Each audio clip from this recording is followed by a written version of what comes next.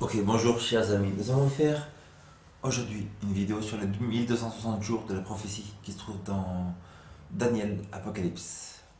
Trois fois dans Apocalypse, je pense, et deux fois dans Daniel. Deux, trois fois dans Daniel aussi. Donc c'est important, c'est une des prophéties les plus répétées dans la parole de Dieu. Quels sont ces 1260 ans? C'est important parce que la base de Apocalypse 13, la deuxième bête, nous dit qu'elle vient à un tel moment à cause des 1260 ans. Le pouvoir le Dieu de la fin des temps qui arriverait dans Apocalypse 10 viendrait à la fin des 1260 ans. Le pouvoir athéiste de Daniel Apocalypse 11 vient à la fin des 1260 ans aussi, etc. etc. Donc c'est important parce qu'il y a beaucoup de prophéties en jeu dans la parole de Dieu qui se terminent à la fin des 1260 ans. Et donc si on ne peut pas expliquer ces 1260 ans, on tombe dans des ténèbres spirituelles, on n'arrive pas à comprendre la vérité. Donc on va prendre l'histoire, et là j'ai quelques versets qu'on peut prendre de Wikipédia. Wikipédia de Berthier.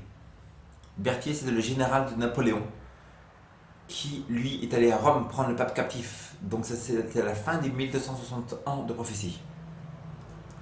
Ça parle de 1260 jours. Donc on sait qu'un jour égale un an en prophétie. Un jour égale un an. Ézéchiel 4,6, Nombre 14,34. On voit ici Berthier, il a accompagné Napoléon à travers sa brillante campagne de 1796, nous dit Wikipédia. Il a été laissé à la direction de l'armée au traité du Campo Formio. Il était laissé à ce poste en 1798 quand il est entré en Italie, quand il a fait l'invasion du Vatican et organisé la République romaine. Il prit le pape Pius VI comme prisonnier de retour à Valence en France, où après un voyage tortureux, sous la supervision de Berthier, le pape est mort, ainsi mettant une blessure mortelle au pouvoir politique du Vatican. Donc Wikipédia nous dit, et tous les éditions nous disent qu'en 1798, quelqu'un est rentré dans Rome, Berthier, le général de Napoléon, a pris le pape captif, l'a ramené en France et il est mort en France. Et de 1798 jusqu'à 1944, tout le monde croyait que la papauté était morte, il y avait une blessure mortelle. On sait très bien dans Apocalypse 13 qui nous avait dit car les blessures mortelles étaient guéries. Et Mussolini, en 1944, donne un traité avec le Vatican. Il s'assoit à côté du prélat catholique. Il signe le traité comme quoi il va donner le Vatican, l'ex-catholique, et comme un État dans un pays. Et depuis ce moment-là, la blessure mortelle était guérie. Et maintenant, cet État Vatican est un pays dans un pays. Et c'est un pouvoir politique comme la France, comme l'Italie, etc. Il y a beaucoup de livres qui nous parlent de ça. Un écrivain catholique nous dit dans ce livre, James Connery, Les deux Roms, page 193-194.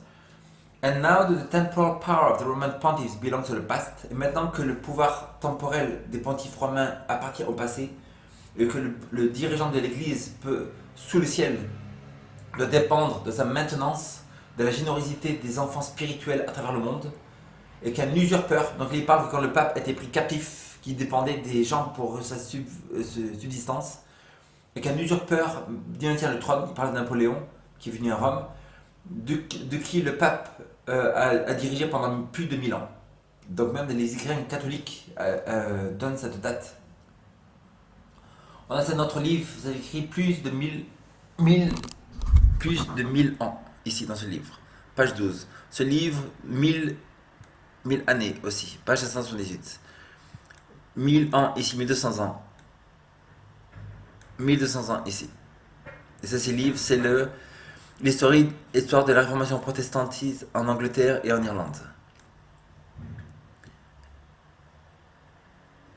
Et donc, on continue ici. Ici, pendant plus de 1100 ans, 200 ans, les bishops de Rome ont régné comme des princes temporels. Dans ce livre, page 126. Etc. Donc il y a beaucoup de preuves qui nous donnent la fin des temps, la fin des 1260 ans. Quand est-ce que ça a commencé? On a ici dans ce livre, je ne sais pas si c'est Wikipédia, le pouvoir arien des Ostrogoths, sous théorique, a contrôlé l'Italie à partir de 493. Il a emprisonné le pape Jean I qui est mort dans la captivité des Ostrogoths à Ravenna en 526. L'empereur Justinien catholique, qui a commencé à faire la guerre contre les Ariens en 530, a déclaré que le bishop de Rome était le dirigeant des églises chrétiennes en 533. Il a commissionné le général Belisarius de détruire les Vandales et Ariens et les Ostrogoths. Les Vandales ont été battus en 534 dans la bataille de Tricamarum. Tourné l'attention des Ostrogoths, le général Belisarius a pris Rome en décembre 536 sous la direction de l'empereur Justinien, a déposé et exilé le pope Silvérus, qui a été mis en place par le roi des Ostrogoths d'Italie, Théodadad, qui a terrorisé le clergé en électant quelqu'un de pro-gothique, un candidat pro-gothique à l'église romaine. Silverius est mort en tant que prisonnier. Belisarius a été installé par Viligius, un confident de l'empereur, de l'empresse Théodora. Après, donc, pour répondre à tout ça, les Ostrogoths ont fait un siège de Rome. Ils ont entouré Rome. Quand le siège était terminé, le général Belisarius, en mars 538, les Ostrogoths se sont retirés de Rome en défaite, laissant l'empereur, la ville dans le contrôle de l'empereur et Vigilius comme le bishop de Rome, le dirigeant de Rome. Ainsi était-il qu'en 538, l'empereur Justinien, d'après le décret de l'empereur Justinien, de sa suprématie comme le bishop, le dirigeant de Rome, sous l'Église pouvait actuellement être implémenté en commençant les 1260 ans de direction papale. Donc là on a en détail comment vraiment s'est passé le début. Justinien a détruit les Ostrogoths qui sont partis de Rome et finalement à la fin de beaucoup d'années de bataille, Rome a pu installer un pape qui a pu diriger les pouvoirs temporels et spirituels des gens à Rome sous Justinien. Donc en 538, Justinien donne le pouvoir temporel et spirituel au pape. 538, vous ajoutez 1260 années. 1260 ans, vous arrivez à quelle date?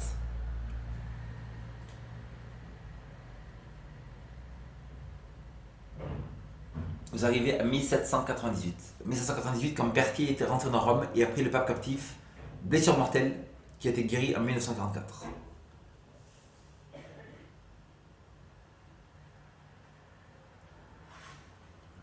Donc il y a plus de détails.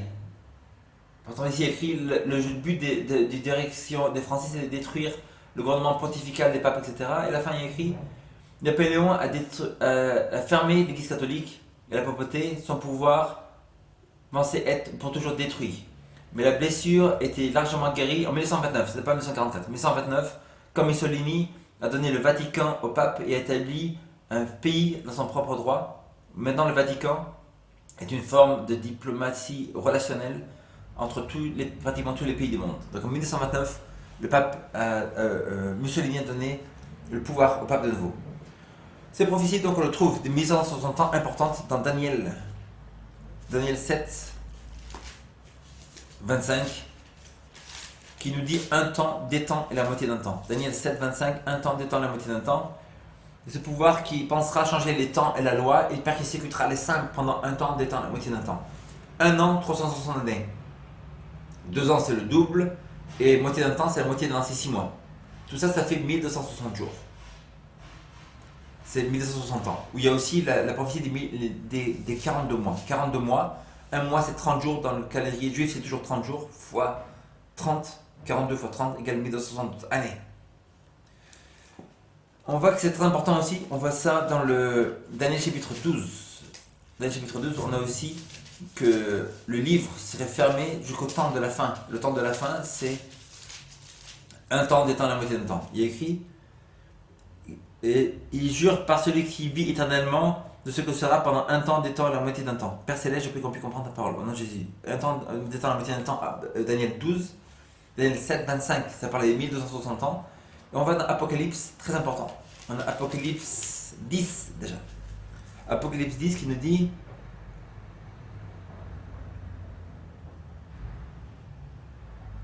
ça donne cette date. Non, c'est Apocalypse 11. Apocalypse 11, il est écrit, verset 2. Mais le parvis extérieur du temple, laisse-le et ne le mesure pas, car il a été donné aux nations, et elles fouleront à ses pieds la ville sainte pendant 42 mois.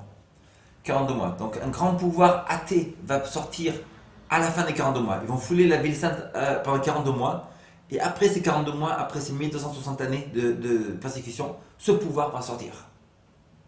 Donc Apocalypse 11 nous donne l'indice de savoir quand est-ce que ce pouvoir athée va sortir mondialement. Il va se battre contre ces deux témoins, l'Ancien et le Nouveau Testament. On a Apocalypse 12, pareil. Il dit que la femme s'en alla 12, verset 16. Alors les deux ailes du grand aigle furent données à la femme pour s'envoler au désert, vers son lieu, où elle est nourrie pendant un temps, des temps, la moitié d'un temps, loin de la face du serpent. Donc ça nous dit que l'Église, la femme, va partir loin du serpent et du diable pendant un temps, des temps, la moitié d'un temps, pendant 1260 ans. La vraie Église de Dieu ne serait pas nationalement reconnue, mais elle serait dans la montagne. Elle serait dans la montagne, elle serait totalement inconnue de la majorité des gens. Donc la vraie Église de Dieu, si vous voulez la trouver dans le Moyen-Âge, c'est pas l'Église papale, c'est une Église qui est dans les montagnes. Il y a écrit, elle s'enfuit dans le désert. On a Apocalypse 13, aussi très important, ça nous parle des 1260 ans. Ça veut dire qu'il y a un deuxième pouvoir. Verset 11. Puis je vis monter de la terre une autre bête. Elle avait deux cornes semblables à celles d'un agneau et elle parlait comme un dragon. Donc ce pouvoir-là, puis je vis sortir. Quoi? Puis quand? À quel moment? On voit dans Apocalypse 13, verset 1. Puis je vis monter de la mer une bête qui avait 10 cornes et 7 têtes. Et ces cornes, 10 diadèmes, et sur ces têtes, des têtes de blasphème. Et elle était semblable à un léopard, etc., un ours, un lion, qu'on a vu dans Daniel chapitre 7. C'est les 4 pouvoirs. Et sa blessure tête était comme blessée à mort, sa blessure mortelle fut guérie, remplie d'imagination, toute la terre suivit d'admiration, toute la tête suivit la bête. Donc ça, on sait que la blessure mortelle, c'est en 1798. Et là, juste après 1998, il y a écrit quoi? Puis je vis sortir une autre bête. Donc l'application de Daniel chapitre 11, de Apocalypse 11, du pouvoir athée, sort à la fin de 1260 ans. Apocalypse chapitre 10, ça veut dire que les prophéties vont être ouvertes et un peuple va sortir à la fin de 1798 pour expliquer toutes les prophéties au monde que Dieu va sortir. Apocalypse 12, la vraie église de Dieu, elle sera dans les montagnes, dans le désert pendant ces 1260 ans, jusqu'à 1798.